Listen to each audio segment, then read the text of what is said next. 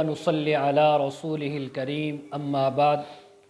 خواب کے اندر شہد کو کھانا، خواب کے اندر شہد کا دیکھنا، خواب کے اندر شہد کا چھتے کو دیکھنا اور اس کے متعلق تمام تعبیریں آج اس ویڈیو میں بیان ہوں گی۔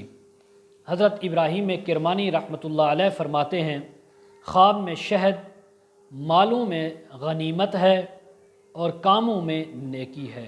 اگر کوئی آدمی خواب کے اندر اس نے شہد دیکھی تو فرمایا مال کے اندر اس کو غنیمت، مال کے اندر ترقی ہوگی، فراوانی ہوگی۔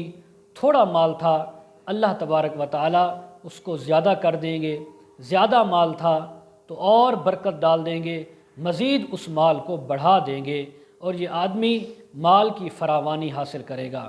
اور کاموں کے اندر اس لیے ہے کہ کام میں نیکی ہوگی، جو کام بھی کرے گا نیکی والا کرے گا، اصلاح والا کرے گا اور فائدہ مند کام کرے گا، نقصان والے کام سے یہ اپنے آپ کو محفوظ رکھے گا۔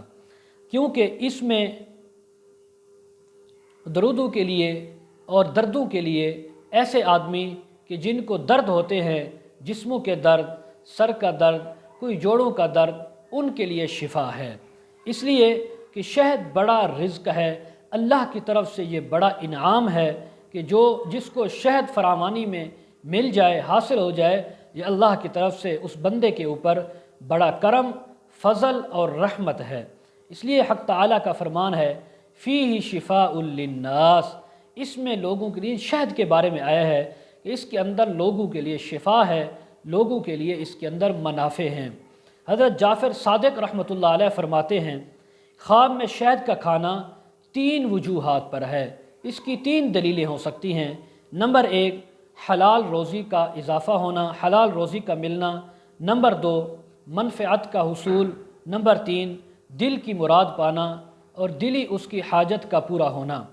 اور شہد ایسا رزق ہے کہ بے منت پہنچتا ہے، بغیر مانگے اللہ تعالیٰ اس کو عطا فرماتے ہیں، بغیر منت کے وہ پہنچتا ہے۔ حق تعالیٰ کا فرمان ہے وَأَنزَلْنَا عَلَيْكُمُ الْمَنَّ وَالسَّلْوَىٰ، اور ہم نے تم پر من اور سلوہ اتارا۔